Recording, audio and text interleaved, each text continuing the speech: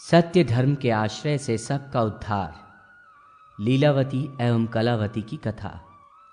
सूत जी ने कहा, ऋषियों, आध्यात्मिक, आदि दैविक तथा आदि भौतिक इन तीनों तापों को हरण करने वाले भगवान विष्णु के मंगलमय चरित्र को जो सुनते हैं वे सदा हरि के धाम में निवास करते हैं, किंतु जो भगवान का आश्रय नहीं ग्रहण करते उन्हें विस्मृत कर देते हैं, उन्हें कष्टमय नरक प्राप्त होता है। भगवान विष्णु की पत्नी का नाम कमला है। इनके 4 पुत्र हैं, धर्म, यज्ञ, राजा और चोर। ये सभी लक्ष्मी को प्रिय हैं, अर्थात ये लक्ष्मी की इच्छा करते हैं। ब्राह्मणों और अतिथियों को जो दान दिया जाता है वो धर्म कहा जाता है। उसके लिए धन की आवश्यकता होती है। स्वाहा और स्वधा के द्वारा जो देव यज्ञ और पितृ यज्ञ किया जाता है वो यज्ञ कहा जाता है। उसमें भी धन की अपेक्षा होती है। धर्म और यज्ञ की रक्षा करने वाला राजा कहलाता है, इसलिए राजा को भी लक्ष्मी धन की अपेक्षा होती है। धर्म और यज्ञ को नष्ट करने वाला चोर कहलाता है, वो भी धन की इच्छा से ही चोरी करता है। इसलिए ये चारों किसी न किसी रूप में लक्ष्मी के किंकर हैं। परंतु जहां सत्य रहता है वहीं धर्म रहता है और वहीं लक्ष्मी भी स्थिर रूप में रहती है। वह वणिक सत्य धर्म से च्यूत हो गया था, इसलिए राजा ने उस वणिक के घर से सारा धन हरण करवा लिया और घर में चोरी भी हो गई। बेचारी उसकी धर्मपत्नी लीलावती एवं पुत्री कलावती के साथ अपने वस्त्र, आभूषण तथा मकान बेचकर जैसे तैसे जीवन यापन करने लगी। एक दिन उसकी कन्या कलावती भूख से व्याकुल होकर किसी ब्राह्मण के घर गई और वहां उसने ब्राह्मण को भगवान सत्यनारायण की पूजा करते हुए देखा। जगन्नाथ सत्यदेव की प्रार्थना करते हुए देखकर उसने भी भगवान से प्रार्थना की, हे सत्यनारायण देव, मेरे पिता और पति यदि घर पर आ जाएंगे तो मैं भी आपकी पूजा करूंगी। उसकी बात सुनकर ब्राह्मणों ने कहा, ऐसा ही होगा। इस प्रकार ब्राह्मणों से आश्वासन युक्त आशीर्वाद प्राप्त कर वो अपने घर वापस आ गई। रात्रि में देर से लौटने के कारण माता ने उससे डांटते हुए पूछा कि बेटी, इतनी रात तक तुम कहाँ रही? इस पर उसने प्रसाद देते हुए सत्यनारायण के पूजा के वृतांत को बताया और कहा, माँ, मैंने वहां सुना कि भगवान सत्यनारायण कलयुग में भी प्रत्यक्ष फल देने वाले हैं। उनकी पूजा मनुष्यगण सदा करते हैं। माँ, मैं भी उनकी पूजा करना चाहती हूं। तुम मुझे आज्ञा प्रदान करो। मेरे पिता और स्वामी अपने घर आ जाएं, यही मेरी कामना है। रात में ऐसा मन में निश्चय कर प्रातः वह कलावती शीलपाल नामक एक वणिक के घर पर धन प्राप्त करने की इच्छा से गई और उसने कहा, बंधु, थोड़ा धन दें जिससे मैं भगवान सत्यनारायण की पूजा कर सकूं। यह सुनकर शीलपाल ने उसे 5 अशर्फियां दे दी और कहा, कलावती, तुम्हारे पिता का कुछ ऋण शेष था, मैं उन्हें ही वापस कर रहा हूं। उसे देकर आज मैं ऋण हो गया हूं। ये कहकर शीलपाल गया तीर्थ में श्राद्ध करने चला गया। कन्या ने अपनी मां लीलावती के साथ उस द्रव्य से कल्याणप्रद सत्यनारायण व्रत का श्रद्धा भक्ति से विधि पूर्वक अनुष्ठान किया। इससे सत्यनारायण भगवान संतुष्ट हो गए। उधर नर्मदा तटवासी राजा अपने राजमहल में सो रहा था। रात्रि के अंतिम प्रहर में ब्राह्मण वेशधारी भगवान सत्यनारायण ने स्वप्न में आकर उससे कहा, राजन, तुम शीघ्र उठकर उन निर्दोष वाणिकों को बंधन मुक्त कर दो। वे दोनों बिना अपराध के ही बंदी बना लिए गए हैं। यदि तुम ऐसा नहीं करोगे तो तुम्हारा कल्याण नहीं होगा। इतना कहकर वो अंतर्हित हो गए। राजा निद्रा से सहसा जग उठा। वो परमात्मा का स्मरण करने लगा। प्रातःकाल राजा अपनी सभा में आया और उसने अपने मंत्री से देखे गए स्वप्न का फल पूछा। महामंत्री ने भी राजा से कहा, राजन, बड़े आश्चर्य की बात है, मुझे भी आज ऐसा ही स्वप्न दिखलाई पड़ा। अतः उस वणिक और उसके जामाता को बुलाकर भली भांति पूछताछ कर लेनी चाहिए। राजा ने उन दोनों को बंदीगृह से बुलवाया और पूछा, तुम दोनों कहाँ रहते हो और तुम कौन हो? इस पर साधु वणिक ने कहा, राजन, मैं रत्नपुर का निवासी एक वणिक हूं। मैं व्यापार करने के लिए यहां आया था, पर देववश आपके सैनिकों ने हमें चोर समझकर पकड़ लिया। साथ में ये मेरा जामाता है। बिना अपराध के ही हमें मणिमुक्ता की चोरी लगी है। राजेंद्र, हम दोनों चोर नहीं हैं। आप भली भांति विचार कर ले। उसकी बातें सुनकर राजा को बड़ा पश्चाताप हुआ। उन्होंने उन्हें बंधन मुक्त कर दिया, अनेक प्रकार से अलंकृत कर भोजन कराया और वस्त्र आभूषण आदि देकर उनका सम्मान किया। साधु वणिक ने कहा, राजन, मैंने कारागार में अनेक कष्ट भोगे हैं। अब मैं अपने नगर जाना चाहता हूं। आप मुझे आज्ञा दें। इस पर राजा ने अपने कोषाध्यक्ष के माध्यम से साधु वणिक की नौका रत्नों आदि से परिपूर्ण करवा दी। फिर वो साधु वणिक अपने जामाता के साथ राजद्वार सम्मानित हो द्विगुणित धन लेकर रत्नपुर की ओर चला। साधु वणिक ने अपने नगर के लिए प्रस्थान किया, पर भगवान सत्यनारायण का पूजन वो उस समय भी भूल गया। भगवान सत्यदेव ने जो कलयुग में तत्काल फल देते हैं, पुनः तपस्वी का रूप धारण कर वहां आकर उससे पूछा, साधु, तुम्हारी इस नौका में क्या है?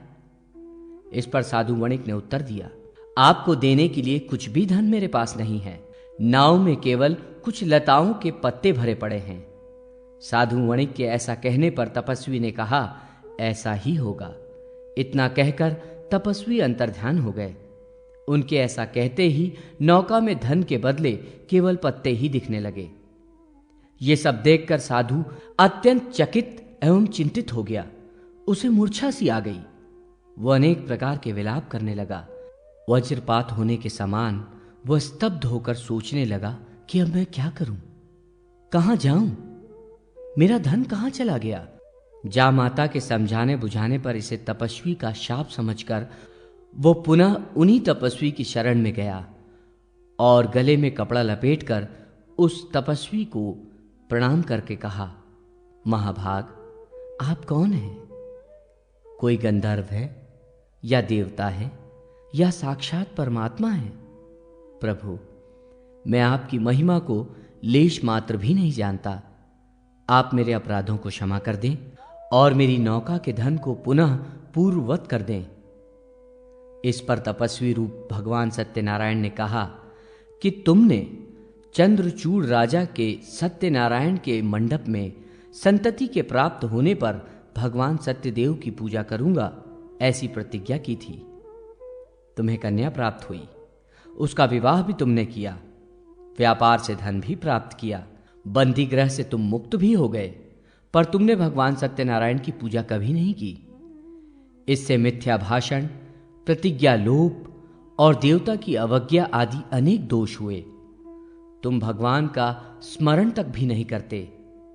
इसी कारण हे मूढ़, तुम कष्ट भोग रहे हो। सत्यनारायण भगवान सर्वव्यापी हैं। वे सभी फलों को देने वाले हैं।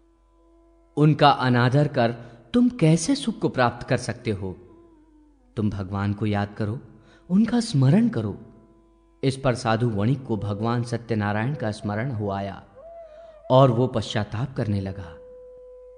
उसके देखते ही देखते वहां वे तपस्वी भगवान सत्यनारायण रूप में परिवर्तित हो गए और तब वो उनकी स्तुति इस प्रकार करने लगा, सत्य स्वरूप सत्य संध सत्यनारायण भगवान हरि को नमस्कार है। जिस सत्य से जगत की प्रतिष्ठा है, उस सत्य स्वरूप आपको बार बार नमस्कार है। भगवान, आपकी माया से मोहित होने के कारण मनुष्य आपके स्वरूप को जान नहीं पाता है और इस दुख रूपी संसार समुद्र को सुख मानकर उसी में लिप्त रहता है।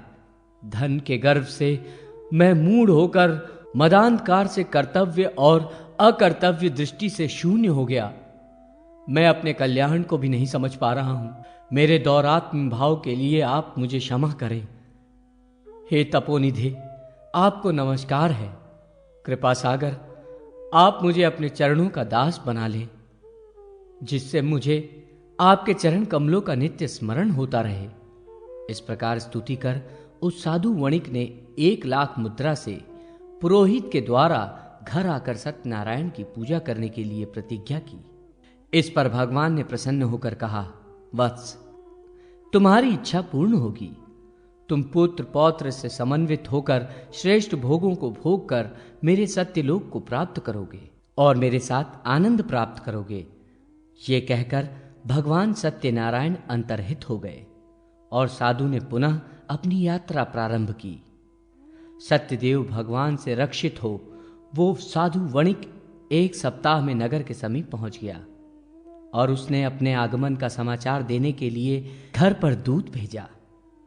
दूत ने घर आकर साधु वणिक की स्त्री लीलावती से कहा, जामाता के साथ सफल मनोरथ साधु वणिक आ रहे हैं।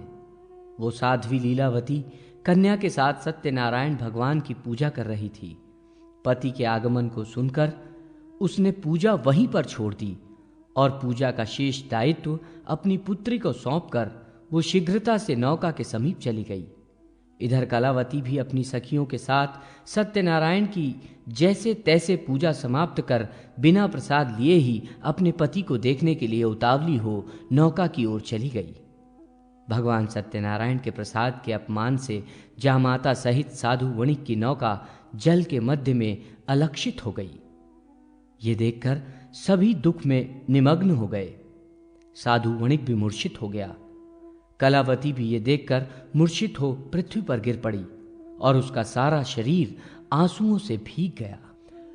वो हवा के वेग से हिलते हुए केले के पत्ते के समान कांपने लगी।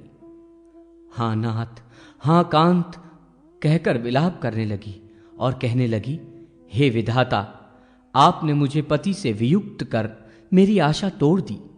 पति के बिना स्त्री का जीवन अधूरा एवं निष्फल है। कलावती आर्त स्वर में भगवान सत्यनारायण से बोली, हे सत्य सिंधु, हे भगवान सत्यनारायण, मैं अपने पति के वियोग में जल में डूबने वाली हूं। आप मेरे अपराधों को क्षमा करें, पति को प्रकट कर मेरे प्राणों की रक्षा करें। उसी समय आकाशवाणी हुई, हे साधु, तुम्हारी पुत्री ने मेरे प्रसाद का अपमान किया है। यदि वो पुनः घर जाकर श्रद्धापूर्वक प्रसाद को ग्रहण कर ले तो उसका पति नौका सहित यहां अवश्य दिखेगा। चिंता मत करो। इस पर आश्चर्यचकित हो कलावती ने वैसा ही किया और उसका पति पुनः अपनी नौका सहित दिखने लगा। फिर क्या था, सभी परस्पर आनंद से मिले और घर आकर साधु वणिक ने 1,00,000 मुद्राओं से बड़े समारोह पूर्वक भगवान सत्यदेव की पूजा की और आनंद से रहने लगा। पुनः कभी भगवान सत्यदेव की उपेक्षा नहीं की। उस व्रत के प्रभाव से पुत्र पौत्र समन्वित अनेक भोगों का उपभोग करते हुए सभी स्वर्गलोक चले गए। इस इतिहास को जो मनुष्य भक्ति पूर्वक सुनता है वो भी विष्णु का अत्यंत प्रिय हो जाता है, अपनी मनोकामना की सिद्धि प्राप्त कर लेता है। सूत जी बोले, ऋषिगणों, मैंने सभी व्रतों में श्रेष्ठ इस सत्यनारायण व्रत को कहा। ब्राह्मण के मुख से निकला हुआ यह व्रत काल काल में अतिशय पुण्य। सत्यनारायण व्रत कथा संपूर्ण। पितृशर्मा और उनके वंशज व्याडी, पाणिनि और समात्मक ब्राह्मण की कन्या को निर्दिष्ट किया है। तदनंतर पितृशर्मा उस देवी ब्रह्मचारिणी से विवाह करके मथुरा में गृहस्थ धर्मानुसार जीवन यापन करने लगा। चारों वेदों को जानने वाले उसे 4 पुत्र उत्पन्न हुए, जिनके नाम थे ऋक्, यजुर्ष, साम अथवा अथर्वा। ऋग के पुत्र व्याडी थे, जो न्यायशास्त्र विशारद थे। यजुष के पुत्र लोक विश्रुत मीमांस हुए। साम के पुत्र पाणिनि थे और अर्थवा के पुत्र वररुचि हुए। एक समय चारों पितृ शर्मा के साथ मगध देश के अधिपति राजा चंद्रगुप्त की सभा में गए। अतिशय सम्मान पूर्वक राजा ने उन लोगों का पूजन कर पूछा, द्विजगण, कौन सा ब्रह्मचर्य व्रत श्रेष्ठ है? इस पर व्याडी ने कहा, महाराज, जो व्यक्ति उस तथा भगवान के प्रसाद को ग्रहण करता है वो ब्रह्मचारी है। ये सुनकर पाणिनि ने कहा, राजन, उदात्त अनुदात्त व्यक्ति उपनीत होकर गुरुकुल में निवास करता हुआ पितृ शर्मा ने कहा कि जो गृहस्थ धर्म में रहता हुआ पितरों, देवताओं और अतिथियों का सम्मान करता है और इंद्रिय संयम पूर्वक ऋतुकाल में ही भार्या का उपगमन करता है, वही मुख्य ब्रह्मचारी। यही मेरा भी मत है। ये कहकर वो राजा पितृ शर्मा का शिष्य हो गया और उसने अंत में स्वर्गलोक को प्राप्त किया। पितृ शर्मा श्री भगवान हरि का ध्यान करते हुए हिमालय पर्वत पर जाकर योग ध्यान परायण हो गए। महर्षि पाणिनिका का इतिवृत्त। ऋषियों ने पूछा, भगवान, सभी तीर्थों, दानों आदि धर्म साधनों में उत्तम साधन क्या है जिसका आश्रय लेकर मनुष्य क्लेश सागर को पार कर जाए और मुक्ति प्राप्त कर ले? सूत जी बोले, प्राचीन काल में साम के एक श्रेष्ठ पुत्र थे जिनका नाम पाणिनि था। कणाद के श्रेष्ठ शास्त्रज्ञ शिष्यों से वे पराजित एवं लज्जित होकर तीर्थाटन के लिए चले गए। प्रायः सभी तीर्थों में स्नान तथा देवता पितरों का तर्पण करते हुए वे कदार क्षेत्र का जलपान कर भगवान शिव के ध्यान में तत्पर हो गए। पत्तों के आहार पर रहते हुए वे सप्ताहांत में जल ग्रहण करते थे। फिर उन्होंने 10 दिन तक जल ही ग्रहण किया। बाद में वे 10 दिनों तक केवल वायु के ही आहार पर रहकर भगवान शिव का ध्यान करते रहे। इस प्रकार 28 दिन व्यतीत हो गए तो भगवान शिव ने प्रकट होकर उनसे वर मांगने को कहा। भगवान शिव की इस अमृतमय वाणी को सुनकर उन्होंने गंधग्ध वाणी से सर्वेश सर्वलिंगेश गिरजा वल्लभ हर की इस प्रकार स्तुति की, महान रुद्र को नमस्कार है, सर्वेश्वर सर्वहितकारी भगवान शिव को नमस्कार है, अभय एवं विद्या प्रदान करने वाले नंदी वाहन भगवान को नमस्कार है, पाप का विनाश करने वाले तथा समस्त लोकों के स्वामी एवं समस्त माया रूपी दुखों का हरण करने वाले तेजा स्वरूप अनंत मूर्ति भगवान शंकर को नमस्कार है। देवेश, यदि आप प्रसन्न हैं तो मुझे मूल विद्या एवं परम शास्त्र ज्ञान प्रदान करने की कृपा करें। सूत जी बोले, यह सुनकर महादेव जी ने प्रसन्न होकर अ ई उ ण आदि मंगलकारी सर्ववर्णमय सूत्रों को उन्हें प्रदान किया। ज्ञान रूपी सरोवर के सत्य रूपी जल से जो राग द्वेष रूपी मल का नाश करने वाला है, उस मानस तीर्थ को प्राप्त करने पर अर्थात उस मानस तीर्थ में अवगाहन करने पर सभी तीर्थों का फल प्राप्त हो जाता है। ये महान मानस ज्ञान तीर्थ ब्रह्मा के साक्षात्कार कराने में समर्थ है।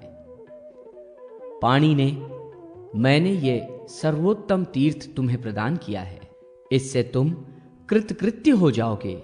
ये कहकर भगवान रुद्र अंतर्हित हो गए और पाणिनि अपने घर पर आ गए। पाणिनि ने सूत्रपाठ, धातुपाठ, गणपाठ और लिंग सूत्र रूप व्याकरण शास्त्र का निर्माण कर परम निर्वाण प्राप्त किया।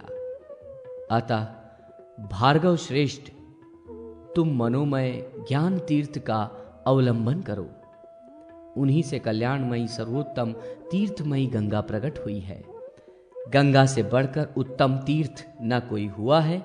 गोपदेव के चरित्र प्रसंग में श्रीमद् भागवत महात्म्य।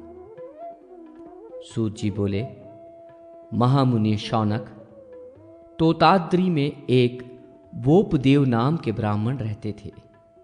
वे कृष्ण भक्त और वेद वेदांग पारंगत थे।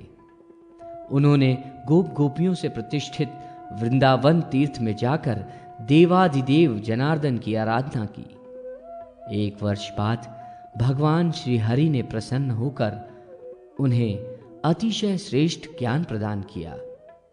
उसी ज्ञान के द्वारा उनके हृदय में भागवती कथा का उदय हुआ, जिस कथा को श्री सुखदेव जी ने बुद्धिमान राजा परीक्षित को सुनाया था, उस सनातनी मोक्ष स्वरूपा कथा का वोमदेव ने हरि लीलामृत नाम से पुनः वर्णन किया। कथा की समाप्ति पर जनार्दन भगवान विष्णु प्रकट हुए और बोले, महामते, वर मांगो। वोपदेव ने अतिशय स्नेहमयी वाणी से कहा, भगवान, आपको नमस्कार है। आप संपूर्ण संसार पर अनुग्रह करने वाले हैं। आपसे देव, मनुष्य, पशु, पक्षी सभी निर्मित हुए हैं।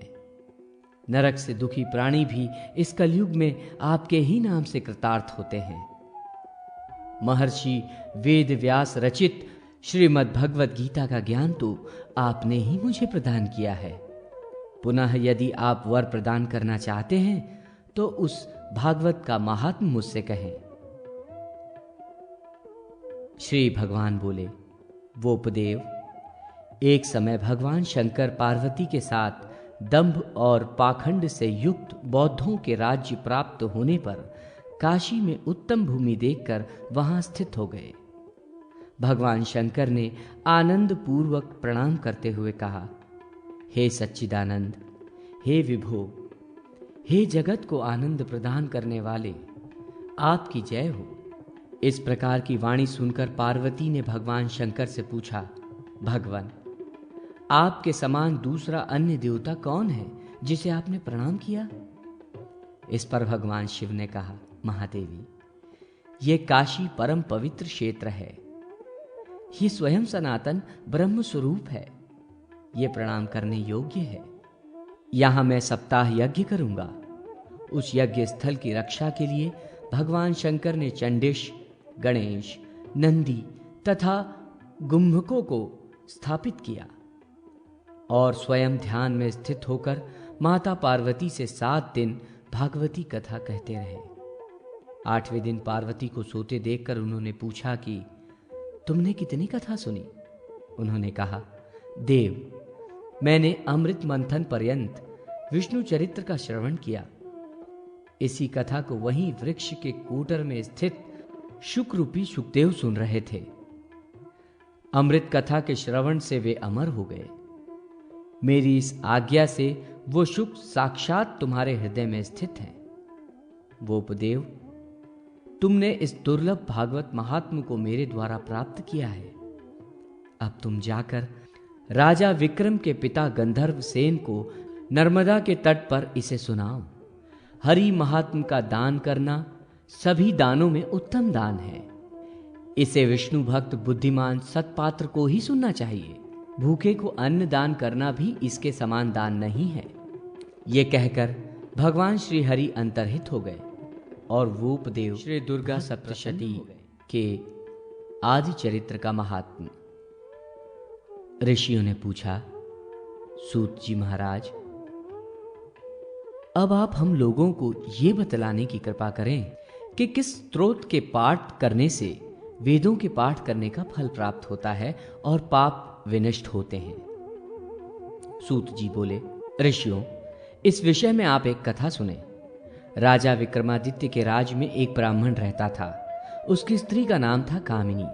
एक बार वो ब्राह्मण श्री दुर्गा सप्तशती का पाठ करने के लिए अन्यत्र गया हुआ था। इधर उसकी स्त्री कामिनी, जो अपने नाम के अनुरूप कर्म करने वाली थी, पति के न रहने पर निंदित कर्म में प्रवृत्त हो गई। फलतः उसे एक निघ्न पुत्र उत्पन्न हुआ, जो व्याधकर्मा नाम से प्रसिद्ध हुआ। वो भी अपने नाम के अनुरूप कर्म करने वाला था, धूर्त था तथा वेद पाठ से रहित था। उस ब्राह्मण ने अपनी स्त्री एवं पुत्र के निंदित कर्म और पापमय आचरण को देखकर उन दोनों को घर से निकाल दिया तथा स्वयं घर में धर्म में तत्पर रहते हुए विंध्याचल पर्वत पर प्रतिदिन चंडी पाठ करने लगा। जगदम्बा के अनुग्रह से अंत में वह जीवन मुक्त हो गया। इधर वे दोनों माता पुत्र पूर्व परिचित निषाद के पास चले गए और वहीं निवास करने लगे। वहां भी वे दोनों अपने निंदित आचरण को छोड़ न सके। और इन्हीं बुरे कर्मों से धन संग्रह करने लगे। व्याधकर्मा चौर्य कर्म में प्रवृत्त हो गया। ऐसे ही भ्रमण करते हुए देवयोग से एक दिन वो व्याधकर्मा देवी के मंदिर में पहुंचा। वहां एक श्रेष्ठ ब्राह्मण श्री दुर्गा सप्तशती का पाठ कर रहे थे। दुर्गा पाठ के आदि चरित के किंचित पाठ मात्र के श्रवण से उसकी दुष्ट बुद्धि धर्ममय हो गई। फलतः धर्म बुद्धि संपन्न उस व्याधकर्मा ने उस श्रेष्ठ विप्र का शिष्यत्व ग्रहण कर लिया और अपना सारा धन उन्हें दे दिया। गुरु की आज्ञा से उसने देवी के मंत्र का जप किया। बीज मंत्र के प्रभाव से उसके शरीर से पाप समूह कृमि के रूप में निकल गए। 3 वर्ष तक इस प्रकार जप करते हुए वह निष्पाप श्रेष्ठ द्विज हो गया। इसी प्रकार मंत्र जप और आदि चरित्र का पाठ करते हुए उसे 12 वर्ष व्यतीत हो गए। तदनंतर वह द्विज काशी में चला आया। मुनि एवं देवों से पूजित महादेवी अन्नपूर्णा का उसने रोचनादि उपचारों के द्वारा पूजन किया और उनकी स्तुति की। इस स्तुति का 108 बार जप कर ध्यान में नेत्रों को बंद कर वो वहीं सो गया। स्वप्न में उसके सम्मुख अन्नपूर्णा शिवा उपस्थित हुईं और उसे ऋग्वेद ज्ञान प्रदान कर अंतर्हित हो गईं। बाद में वो बुद्धिमान ब्राह्मण श्रेष्ठ विद्या प्राप्त कर राजा विक्रमादित्य के यज्ञ का आचार्य हुआ। यज्ञ के बाद योग धारण कर हिमालय चला गया। हे विप्रो, मैंने आप लोगों को देवी के पुण्यमय आदि चरित्र के महात्म को बतलाया, जिसके प्रभाव से उस व्याधकर्मा ने ब्राह्मी भाव प्राप्त कर परमोत्तम सिद्धि को श्री दुर्गा सप्तशती के मध्यम चरित्र का महात्म।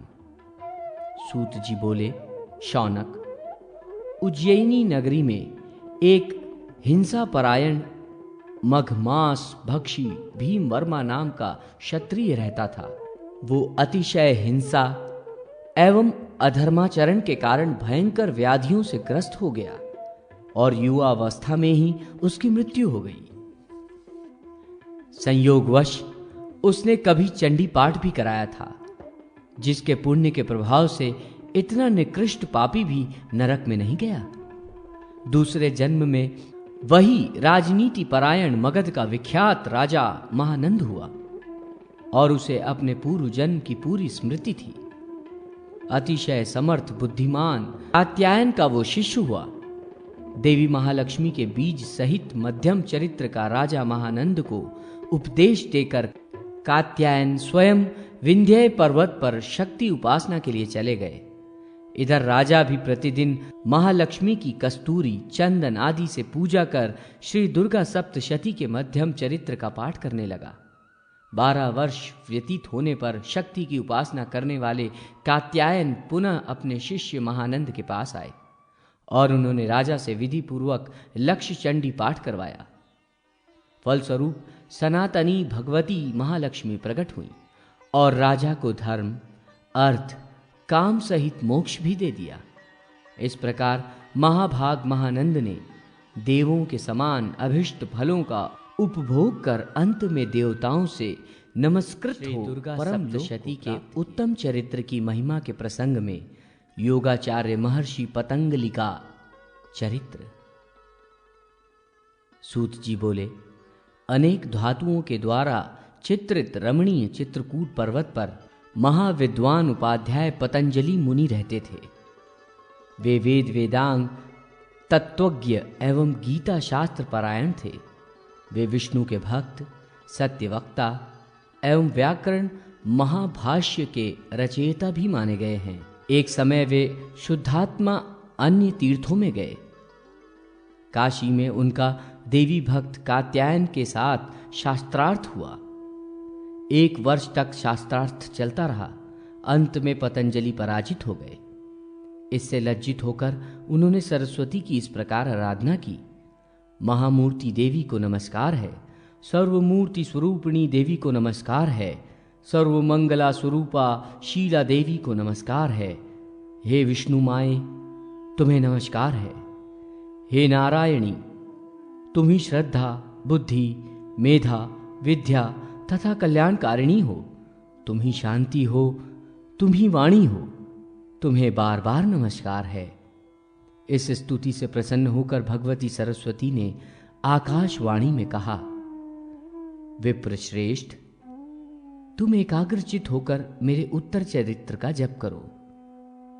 उसके प्रभाव से तुम निश्चय ही ज्ञान को प्राप्त करोगे। पतंजलि, कात्यायन तुमसे परास्त हो जाएंगे। देवी की इस वाणी को सुनकर पतंजलि विंध्यवासिनी देवी के मंदिर में जाकर सरस्वती की आराधना की और वे प्रसन्न हो गई। इससे उन्होंने पुनः शास्त्रार्थ में कात्यायन को पराजित कर दिया। बाद में उन्होंने कृष्ण मंत्र और भक्ति के प्रचार में तुलसी माला आदि का भी महत्व बढ़ाया। भगवती विष्णु माया की कृपा से वे योगाचार्य अत्यंत चिरजीवी हो गए। मुनियों, इस प्रकार दुर्गा सप्तशती के उत्तर चरित्र की महिमा निरूपित हुई। अब आगे आप लोग क्या सुनना चाहते हैं वो बताएं। सभी का कल्याण हो, कोई भी दुख प्राप्त न करे। गरुड़ध्वज पुंडरीकाक्ष भगवान विष्णु मंगलमय हैं। भगवान विष्णु मंगल मूर्ति हैं। जो व्यक्ति पवित्र होकर इस इतिहास समुच्चय को प्रतिदिन सुनता है, आल्हा खंड का परम गति को प्राप्त हो। आला उदल की कथा। ऋषियों ने पूछा, सूत जी महाराज, आपने महाराज विक्रमादित्य के इतिहास का वर्णन किया। द्वापर युग के समान उनका शासन धर्म एवं न्यायपूर्ण था और लंबे समय तक इस पृथ्वी पर रहा। महाभाग, उस समय भगवान श्री कृष्ण ने अनेक लीलाएं की थीं। आप उन लीलाओं का हम लोगों से वर्णन कीजिए, क्योंकि आप सर्वज्ञ हैं। भगवान नर नारायण के अवतार स्वरूप भगवान श्री कृष्ण एवं उनके सखा नर श्रेष्ठ अर्जुन, उनकी लीलाओं को प्रकट करने वाली भगवती सरस्वती तथा उनके चरित्र का वर्णन करने वाले वेदव्यास को नमस्कार कर अष्टादश पुराण, रामायण तथा महाभारत आदि जय नाम से व्यपदिष्ट ग्रंथों का वाचन करना चाहिए। मुनिगणों, भविष्य नामक महाकल्प के वैवस्वत मनवंतर के 28वें द्वापर युग के अंत में कुरुक्षेत्र का प्रसिद्ध महायुद्ध हुआ। उसमें युद्ध कर दुर्भिमानी सभी कौरवों पर पांडवों ने 18वें दिन पूर्ण विजय प्राप्त की। अंतिम दिन भगवान श्री कृष्ण ने काल की दुर्गति को जानकर योग रूपी सनातन शिव की मन से इस प्रकार स्तुति की, शांत स्वरूपी सब भूतों के स्वामी, कपर्दी, कालकर्ता, जगदंबरता, पाप विनाशक रुद्र, मैं आपको बार बार प्रणाम करता हूं। भगवान, आप मेरे भक्त पांडवों की रक्षा करें। इस स्तुति को सुनकर भगवान शंकर नंदी पर आरूढ़ हो हाथ में त्रिशूल लिए पांडवों के शिविर की रक्षा करने आ गए। उस समय महाराज युधिष्ठिर की आज्ञा से भगवान श्री कृष्ण हस्तिनापुर गए थे और पांडव सरस्वती के किनारे रहते थे। मध्य रात्रि में अश्वत्थामा, भोज और कृपाचार्य, ये तीनों पांडव शिविर के पास आए और उन्होंने मन से भगवान रुद्र की स्तुति कर उन्हें प्रसन्न कर लिया। इस पर भगवान शंकर ने उन्हें पांडव शिविर में प्रवेश करने की आज्ञा दे दी। बलवान अश्वत्थामा ने भगवान शंकर द्वारा प्राप्त तलवार से धृष्टद्युम्न आदि वीरों की हत्या कर दी। फिर वो कृपाचार्य और कृतवर्मा के साथ वापस चला गया। वहां एकमात्र पार्षद सूत ही बचा रहा। उसने इस जनसंहार की सूचना पांडवों को दी। भीम आदि पांडवों ने इसे शिवजी का ही कृत्य समझा। वे क्रोध से तिलमिला गए और अपने आयुधों से देवाधिदेव पिनाकी से युद्ध करने लगे। भीम आदि द्वारा प्रयुक्त अस्त्र शस्त्र शिवजी के शरीर में समाहित हो गए। इस पर भगवान शिव ने कहा कि तुम श्री कृष्ण के उपासक हो, अतः हमारे द्वारा तुम लोग रक्षित हो, अन्यथा तुम लोग वध के योग्य थे। इस अपराध का फल तुम्हें कलयुग में जन्म लेकर भोगना पड़ेगा। ऐसा कहकर वे अदृश्य हो गए और पांडव बहुत दुखी हुए। वे अपराध से मुक्त होने के लिए भगवान श्री कृष्ण की शरण में गए। निशस्त्र पांडवों ने श्री कृष्ण के साथ एकाग्र मन से शिव जी की स्तुति की। इस पर भगवान शंकर ने प्रत्यक्ष प्रकट होकर उनसे वर मांगने को कहा। भगवान श्री कृष्ण बोले, देव, पांडवों के जो शस्त्रास्त्र आपके शरीर में लीन हो गए हैं, उन्हें पांडवों को वापस कर दीजिए और इन्हें शाप से मुक्त भी कर दीजिए। शिव जी ने कहा, श्री कृष्णचंद्र, मैं आपको प्रणाम करता हूं। उस समय मैं आपकी माया से मोहित हो गया था। उस माया के अधीन होकर मैंने ये शाप दे दिया। यद्यपि मेरा वचन मिथ्या तो नहीं होगा, तथापि ये पांडव तथा कौरव अपने अंशों से कलयुग में उत्पन्न होकर अंशतः अपने पापों का फल भोग कर मुक्त हो जाएंगे। युधिष्ठिर वत्सराज का पुत्र होगा, उसका नाम बलखानी होगा। वो शिरीष नगर का अधिपति होगा। भीम का नाम वीरण होगा और वो वनरस का राजा होगा। अर्जुन के अंश से जो जन्म लेगा वो महान बुद्धिमान और मेरा भक्त होगा। उसका जन्म परिमल के यहां होगा और नाम होगा ब्रह्मानंद। महाबलशाली नकुल का जन्म कान्यकुब्ज में रत्न भानु के पुत्र के रूप में होगा और उसका नाम होगा लक्षण। सहदेव भीम सिंह का पुत्र होगा और उसका नाम होगा देव सिंह। धृतराष्ट्र के अंश से अजमेर में पृथ्वीराज जन्म लेगा और द्रौपदी पृथ्वीराज की कन्या के रूप में वेला नाम से प्रसिद्ध होगी। महादानी कर्ण तारक नाम से जन्म लेगा। उस समय रक्त बीज के रूप में पृथ्वी पर मेरा भी अवतार होगा। कौरव माया युद्ध में निष्णात होंगे और पांडु पक्ष के योद्धा धार्मिक और बलशाली होंगे।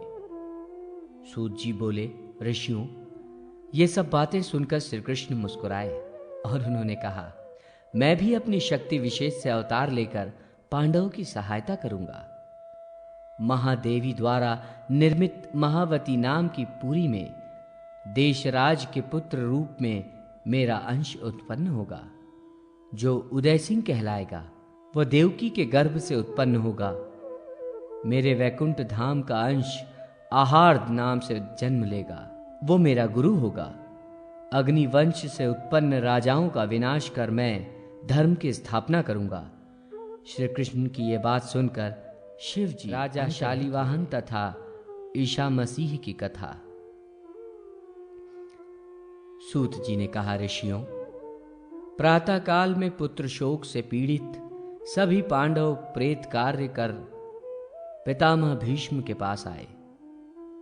उनसे उन्होंने राजधर्म, मोक्ष धर्म और दान धर्मों के स्वरूप को अलग अलग रूप से भली भांति समझा। तदनंतर उन्होंने उत्तम आचरणों से 3 अश्वमेध यज्ञ किए। पांडवों ने 36 वर्ष तक राज किया और अंत में वे स्वर्ग चले गए। काली धर्म की वृद्धि होने पर वे भी अपने अंश से उत्पन्न हुए। अब आप सब मुनिगण अपने अपने स्थान को पधारें। मैं योग निद्रा के वशीभूत हो रहा हूं।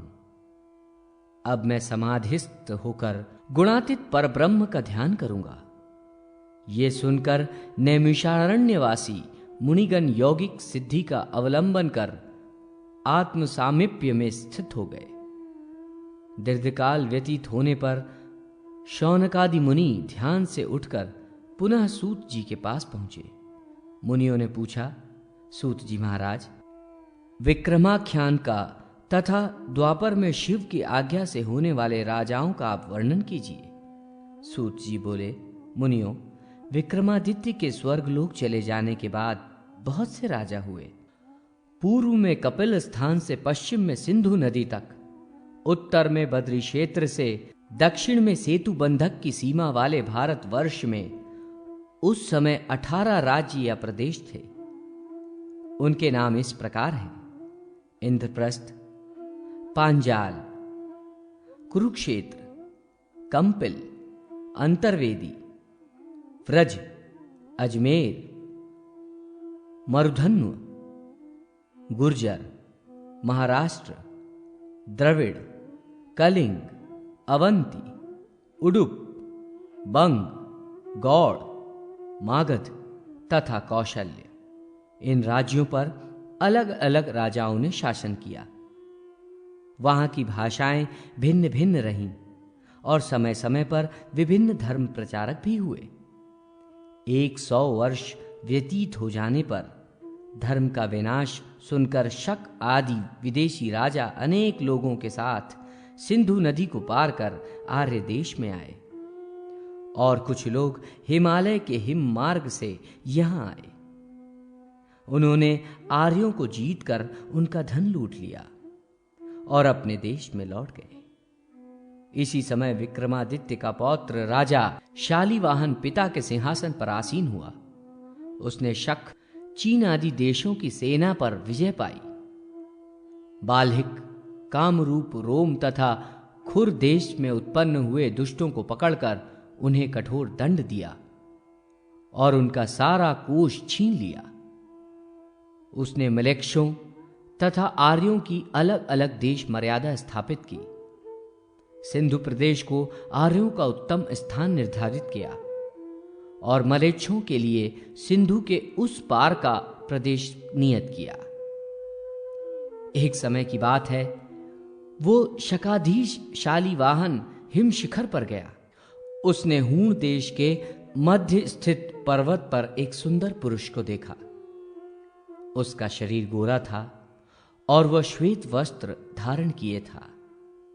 उस व्यक्ति को देखकर शकराज ने प्रसन्नता से पूछा, आप कौन हैं? उसने कहा, मैं ईश पुत्र हूं और कुमारी के गर्भ से उत्पन्न हुआ हूं। मैं मलेच्छ धर्म का प्रचारक और सत्यव्रत में स्थित हूं। राजा ने कहा, आपका कौन सा धर्म है?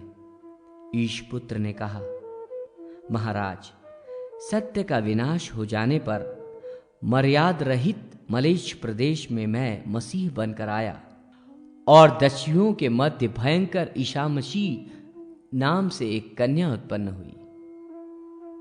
उसी को मलेच्छों से प्राप्त कर मैंने मसीहत्व प्राप्त किया।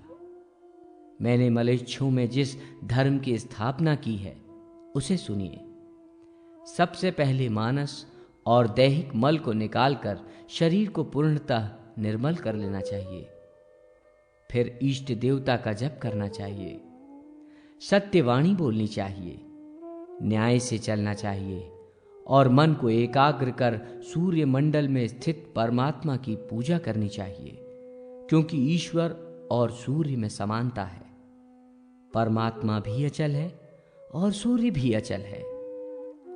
सूर्य अनित्य भूतों के सार का चारों ओर से आकर्षण करते हैं। हे भूपाल, ऐसे कृत्य से वो मसीहा विलीन हो गई, पर मेरे हृदय में नित्य विशुद्ध कल्याणकारिणी ईश मूर्ति प्राप्त हुई है। इसलिए मेरा नाम ईशा मसीह प्रतिष्ठित हुआ। ये सुनकर राजा शालीवाहन ने उस मलेच्छ पूज्य को प्रणाम किया और उसे दारूण मलेच्छ स्थान में प्रतिष्ठित किया तथा अपने राज्य में आकर उस राजा ने अश्वमेध यज्ञ किया और 60 वर्ष तक राज्य करके स्वर्गलोक चला गया।